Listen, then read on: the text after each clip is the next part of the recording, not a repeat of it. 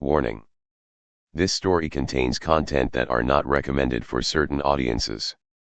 Proceeding is at your discretion, as the author cannot be held liable for any consequences beyond this point.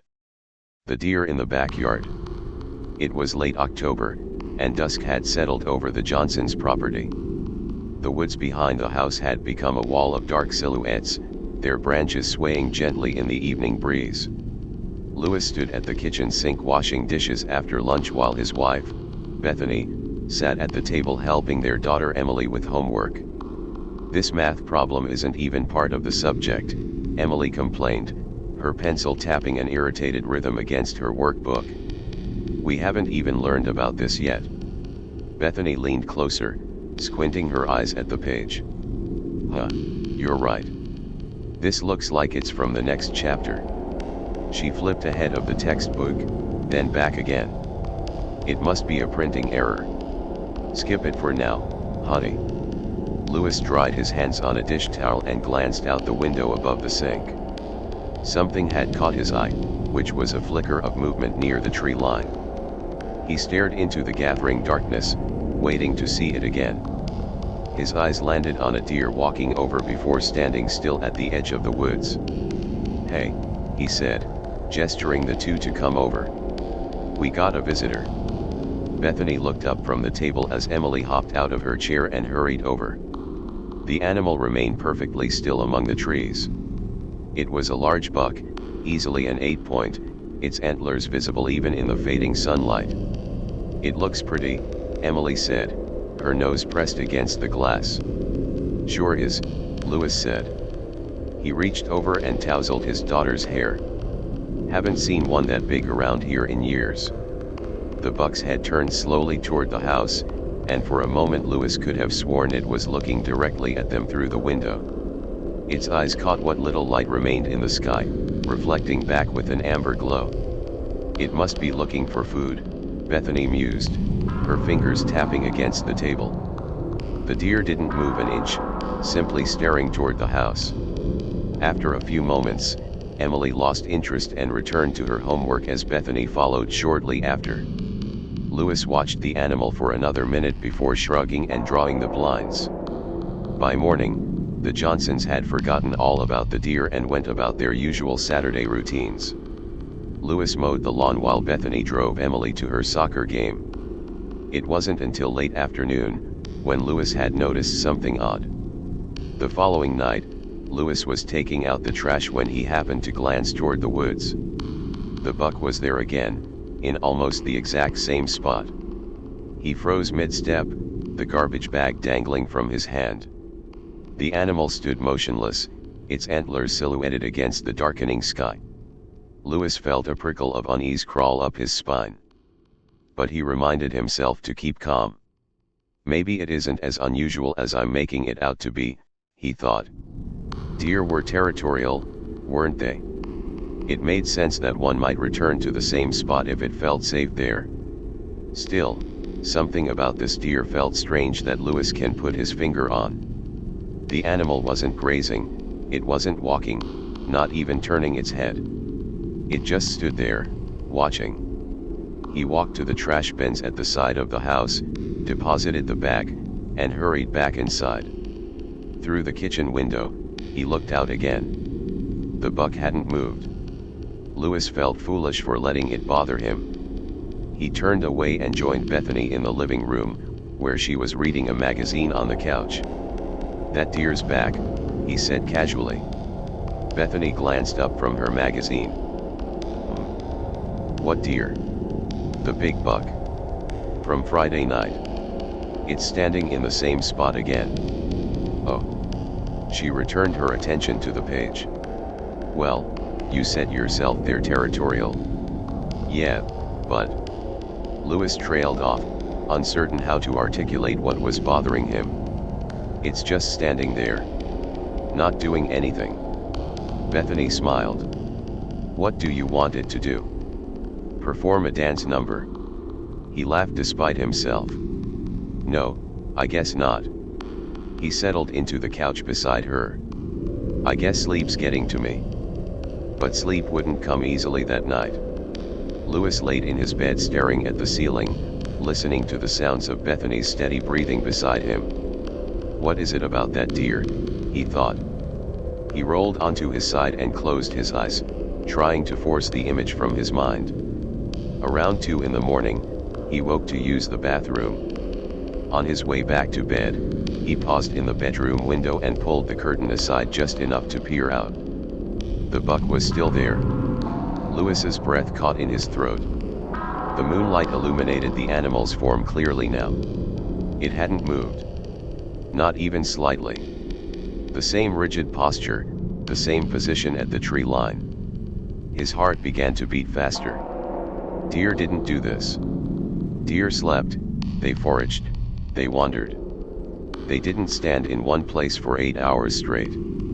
Louis let the curtain fall back into place and stood there in the darkness of the bedroom, his pulse thudding in his ears. He considered waking Bethany, but what would he say? That a deer was standing outside and it scared him. She'd think he'd lost his mind. He climbed back into bed and pulled the covers up to his chin, feeling suddenly cold despite the warmth of the room. Sleep finally caught up to him as he tried to forget about the animal like before. The next evening the deer appeared again, and the evening after that and the evening after that. By Wednesday, Louis had stopped mentioning it to Bethany. He knew how it would make him sound paranoid, irrational. But each night when he looked out the window, there it stood, unmoving as a statue. Emily took into calling the deer Oscar, and would wave at it through her bedroom window before bed or greet it when she sees it before the bus arrive. The deer never reacted to her calls. Not a twitch of an ear, not a flick of its tail, not even shifting its weight. It stood completely still. Louis didn't have the heart to tell her that something was wrong with Oscar, that deer weren't supposed to behave this way. He simply smiled and tucked her in, listening to her chatter about how maybe Oscar was protecting them from other animals in the woods. On Thursday morning, Louis called in sick to work.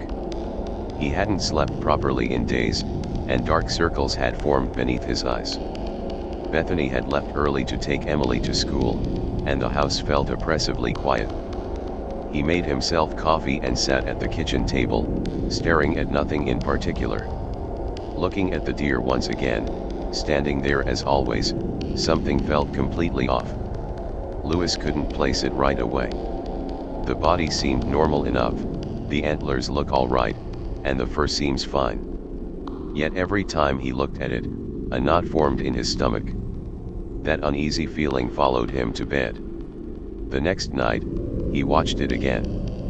And again the night after that. Finally, while brushing his teeth one evening, the answer finally hit him. The deer had been standing there every night for nearly 3 weeks straight.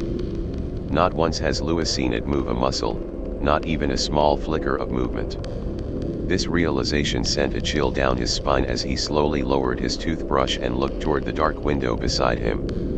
Beyond the glass, illuminated only by the porch light and the pale glow of the moon, stood that damn deer exactly where it always was, watching the house, him specifically. For the first time since this had started, Louis felt genuine fear. He set his toothbrush down on the sink's edge and moved closer to the window, pressing his palm against the cold glass. The deer's eyes found his immediately, those amber orbs fixed and unwavering. Louis's breath fogged the window. "What does this deer want from us?" he whispered. The next morning, Louis repeatedly convinced himself he was just overreacting. If people expect to notice strange things, then they'll notice strange things. That was all it was. The deer had become familiar, and familiarity had allowed him to focus on the details he normally would have ignored, at least that's what he told himself. That evening, he waited by the kitchen window as the sun dipped below the horizon, the shadows of the woods stretched across the backyard. Just as Louis blinked, the deer appeared. His heart sank to his stomach.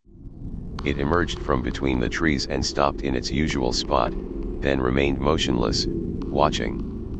The rest of the family continued their evening as normal, but Louis found himself staring at the animal whenever he had to chance. Eventually, he dug an old pair of his binoculars out of the garage. After dinner, Lewis sat by the back window and raised them to his eyes. The deer immediately filled his vision, and for several seconds, nothing seemed too out of the ordinary. Just the regular 8-point antlers, brown fur, and amber eyes. Lewis frowned as he lowered the binoculars. Something about those eyes seemed wrong. He raised his binoculars again. The eyes seemed to face forward more than they should. Not by much, but just enough to look predatory or even human. Lewis stared on and had noticed the deer's head appeared slightly crooked, its one ear sitting lower than the other, and the neck seemed a bit too long. Not in a dramatic sense, but enough to be noticeable. Every detail existed in between normal and wrong that made Lewis feel uncomfortable. He finally lowered the binoculars and felt a shiver crawling up his back. The deer never moved an inch, not once, not even while he watched it through the magnifying lenses. It simply stared at him. The sight made him barely able to sleep that night. The following morning, Lewis made the decision to inspect the area where the deer stood. The grass was damp with morning dew as he crossed the backyard as the sun climbed higher in the sky. Bethany had taken Emily to a friend's house for a playdate, giving him the opportunity to investigate without worrying them. The spot was rather easy to find, since the deer stood there every night for weeks. Surely, there should be tracks and signs, Lewis thought before stopping and staring in bewilderment and dawning dread. In place, there weren't any hoof prints like he had hoped, but footprints instead. They were distorted and shallow, as though something had attempted to imitate what a human foot would look and function without having a full understanding. He counted several impressions before they abruptly ended. There was no trail leading deeper into the woods, no signs of departure, the tracks simply stopped. As if whatever had made them had disappeared. Lewis, now even more disturbed than he already is, raced back inside the house, not having the heart to tell Bethany. He wasn't sure how he can tell her that he found human footprints where a deer was supposed to be standing. Over the next several days, things appeared to be getting worse. The deer continued appearing every morning, but now it seemed to be getting closer.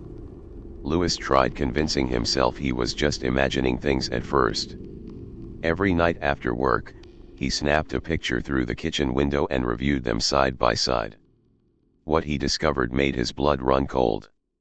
The deer was moving, but not during the night while everyone watched. Though somehow, every evening, it stood a little closer to the house than it had the night before. 5 feet, then 3 feet, and then 2 feet closer. The changes were small enough to go unnoticed until they weren't. One Friday evening, Lewis zoomed in on the latest photograph he'd taken as the image grainily filled his computer screen. A knot formed in his stomach as his eyes drank in the details. The eyes weren't on the sides of the head, but were too far forward like to that of a person. He zoomed in further and noticed the mouth seemed stretched, but not open or smiling. Yet somehow it looked like it was, as if the skin around its jaw had been pulled too tight. Lewis quickly closed the image, his heart pounding like a drum in his chest. That night, he couldn't bring himself to look out the window. He kept the blinds drawn and tried to distract himself with television, but the shows blurred together into meaningless noise. Bethany noticed his agitation. "Are you feeling all right?" she asked during a commercial break. "Fine," he lied. "Just tired." She studied him for a moment, her brow furrowed with concern. "You've been acting strange all week. Is something going on at work?" "No, nothing like that." He forced a smile. "Really, I'm fine." But Bethany wasn't convinced. She set down her mug and turned to face him fully. "Lewis, we've been married for 12 years. I know when something's bothering you." He opened his mouth to protest, but the words died in his throat. How could he explain? That he believed something was pretending to be a deer outside their house. That it was getting closer each night. That he'd found human footprints where hoofs should have been. "It's nothing," he finally managed. "Just stress." Bethany reached over and squeezed his hand. "If you need to talk, I'm here." He nodded and squeezed back, grateful for her presence even if he couldn't share what was truly bothering him. After Bethany went to bed, Louis sat alone in the darkened living room. The house creaked and settled around him, every sound amplified by the silence. He kept his eyes fixed on the television, refusing to glance toward the windows. But he could feel it out there, standing in the darkness, watching. Around midnight, he finally worked up the courage to peek through a gap in the blinds. His heart skipped a beat to find nothing. For the first time in weeks, the spot was empty. No deer, no movement, and certainly no eyes watching from the darkness. Relief began to flood through Louis. Maybe whatever this strange obsession that had consumed him finally reached its end. Then, a sudden flash of lighting illuminated the backyard for a split second. Louis froze, seeing that the deer wasn't gone, but moved, and is now standing beside the old shed. A second flash revealed it again, much closer than it had ever been before, as its body was partially hidden in the darkness, the head pointing directly at the house, just watching. The lightning faded as the yard disappeared into blackness once more. Louis, finally fed up with this nightmare, grabbed a flashlight from the kitchen drawer and headed for the back door. His hand trembled as he twisted the deadbolt and pulled the door open. The cool night air hit his face as he stepped onto the porch, the beam of his flashlight cutting through the darkness. "I know you're out there," he shouted toward the shed. His voice sounded smaller than he'd intended, swallowed by the vastness of the night. "I don't know what you are, but you need to leave." The words hung in the air unanswered. Louis swept the flashlight across the yard and over the shed. Nothing. The beam found only grass and wood and shadow. He took a step forward, then another, his feet crunching on the gravel path. "I said leave." His voice cracked. A low rustling came from behind the shed. Louis swung the flashlight toward the sound, but the beam revealed only the swaying branches of the bushes planted there. He moved closer, his pulse hammering in his ears. When he reached the shed, he pressed his back against the weathered wood and edged toward the corner. The flashlight felt slick in his sweaty palms as rain began to fall in a light drizzle. He counted to 3 in his head, then whipped around the corner, flashlight raised like a weapon. Empty. Nothing but wet grass and the dark wall of trees beyond. Louis exhaled slowly, the tension in his shoulders easing slightly. He swept the beam across the tree line one more time, then turned to head back to the house. That's when he saw it. Standing directly in front of the back door, blocking his path, was the deer. Or what had been pretending to be a deer. Up close, the wrongness was undeniable. The proportions were all incorrect, the legs bent at angles that weren't quite natural, the torso too narrow, the neck impossibly elongated. The fur looked matted and strange, clumping in patches that suggested it might not be fur at all but something else entirely. And those eyes, those horrible forward-facing eyes, locked onto Louis with intelligence that made his stomach turn. The thing didn't move. It simply stood there, between Louis and the safety of his house, watching him with those amber eyes that now seemed to glow with their own internal light rather than reflecting the beam of his flashlight. Louis tried backing up until he heard screaming from inside the house. "Bethany!" His heart lurched as he recognized his wife's voice, raw with terror. The sound was coming from Emily's bedroom. Without thinking, Louis charged forward. The thing that looked like a deer shifted its weight, and for a horrifying moment Louis thought it would block him, but instead it stepped aside with an almost courteous fluidity. He didn't stop to question it. He burst through the back door, his flashlight clattering to the floor as he ran through the kitchen and up the stairs. Emily's door stood open. Bethany was pressed against the far wall, her arms wrapped protectively around their daughter. Both of them were staring at the window, their faces pale and drawn. "Louis!" Bethany gasped when she saw him. "There's something at the window." He crossed the room in 3 strides and looked out. Nothing. Just the darkness and his own reflection staring back at him. but the window was open. He was certain Emily's window had been closed and locked when he tucked her in hours ago. "What did you see?" he asked, trying to keep his voice steady. "It was looking in," Emily whimpered, her small hands clutching her mother's nightgown. Oscar was at the window, but his face was wrong. He had too many teeth. Louis felt ice water flood his veins. He moved to the window and examined the frame.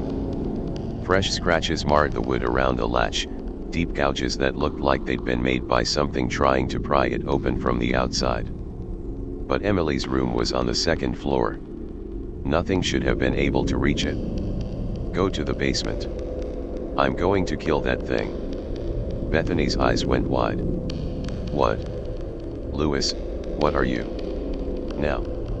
His voice came out harsher than he intended, but there was no time for explanations. He grabbed Bethany's arm and pulled her toward the door. Emily still clutched against her chest. "Lock yourselves in the basement. Don't come out until I tell you it's safe. Louis, please. Go."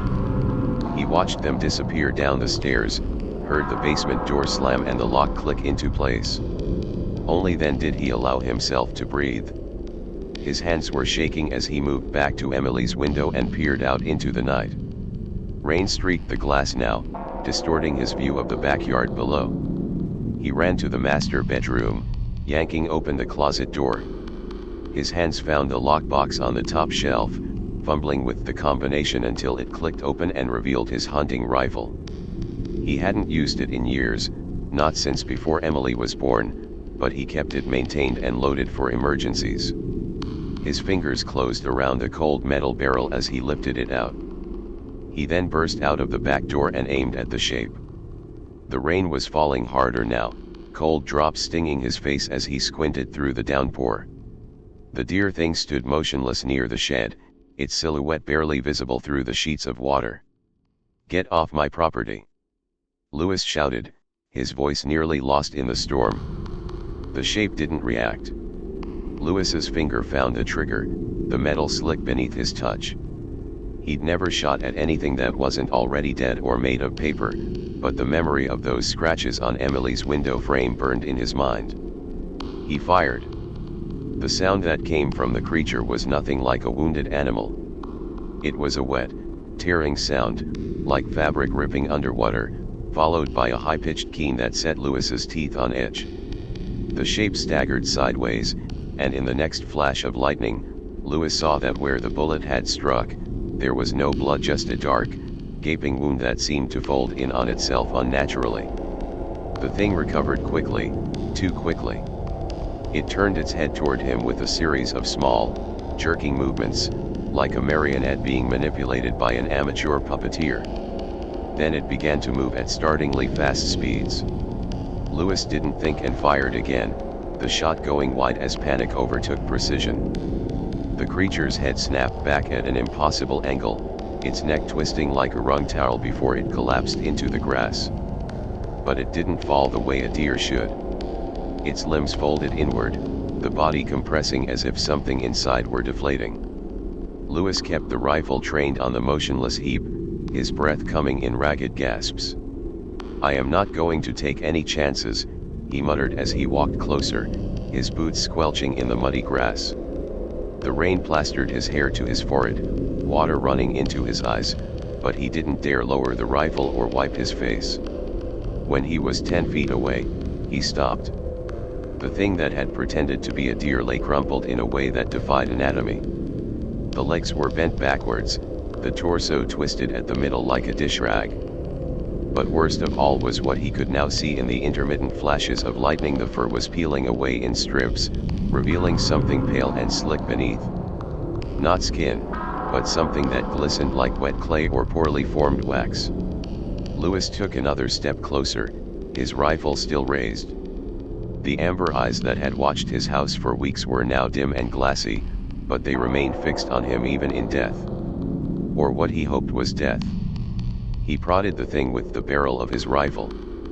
The body gave way too easily, collapsing further into itself like a deflated balloon. A smell hit him then, not the coppery scent of blood or the musk of an animal, but something acrid and chemical, like burning plastic mixed with rotting vegetation. Louis stumbled backward, bile rising in his throat.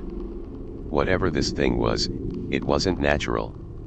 It wasn't even trying to be natural anymore, not with its disguise stripped away by bullets and rain. A sound from behind made him spin around, rifle raised. Nothing but the dark outline of his house, the windows glowing warm and yellow against the storm. He swept the beam of light across the yard, checking the tree line, the shed, anywhere something else might be hiding. The basement window showed Bethany's pale face pressed against the glass, watching him. He gave her what he hoped was a reassuring wave, though his hand trembled so badly he wasn't sure she'd understand the gesture. To make sure the thing is dead, Louis unloaded 3 more rounds into the collapsed form. Each shot made the body jerk and fold in on itself further until there was barely anything left but a twisted mass of pale material and matted false fur. The acrid smell intensified, making his eyes water. Satisfied it wasn't getting back up, Louis backed toward the house, keeping the rifle pointed at the remains. He didn't turn his back on it until he'd reached the porch steps. Inside, he locked the door and leaned against it, his whole body trembling with adrenaline. "Bethany." He called down the stairs. "The thing's dead." Footsteps thundered up from the basement. Bethany appeared first, Emily clutched against her hip, both of them still pale and wide-eyed. His wife's gaze swept over him, taking in his soaked clothes and the rifle in his hands. "What was it?" she asked, her voice barely above a whisper. "I don't know." Louis set the rifle down carefully against the wall. "Something that was pretending to be a deer. It's not natural, Beth. But I don't care anymore. It's gone now. That's all that matters." Emily lifted her head from her mother's shoulder. "Did you hurt Oscar?" The question hit Louis like a punch to the gut. He knelt down so he was eye level with his daughter, trying to find the right words. "Honey, that thing wasn't Oscar. It was never Oscar. It was something bad pretending to be a deer. But, Emily." Bethany's voice was firm. "Your father protected us. That's what you need to understand." The little girl's lower lip trembled, but she nodded against her mother's neck. Louis stood and met Bethany's eyes over their daughter's head. The unspoken questions hung between them. What now? What do we tell people? What if there are more? "We need to call someone," Bethany said quietly. "And tell them what?" Louis ran a hand through his wet hair. "That something was pretending to be a deer outside our house. They'll think we've lost our minds. But it's out there. Whatever it is." Louis moved to the window and looked out at the dark shape still crumpled in the yard. The rain was washing over it, rivulets of water carrying away pieces of the pale substance in thin, milky streams that disappeared into the grass. By morning, there might not be anything left to show anyone. "We'll bury it," he said finally. "Deep in the woods where no one will find it. And we don't talk about this. Not to anyone." Bethany opened her mouth to protest, then seemed to think better of it. She simply nodded, adjusting Emily's weight on her hip. The rest of the night passed in a blur. Louis made Bethany and Emily hot chocolate while they huddled together on the couch, wrapped in blankets despite the house's warmth. No one spoke much. Emily eventually fell asleep against her mother, exhausted by fear and confusion. Bethany carried her upstairs to their bedroom. None of them wanted to sleep in Emily's room tonight, not with those scratches still visible on the window frame. Louis kept vigil by the kitchen window, watching the thing in the yard. The rain had slowed to a drizzle, and in the dim light from the porch, he could see the body continuing its slow dissolution. By 3 in the morning, there was nothing left of what he killed. He stood up from the sink and went to his bedroom, finally closing the book that he wished was never opened. Though, that one thought keeps running through the family's heads, that one nagging question that they could not answer: if that thing was not a deer, then what was it and what did it want?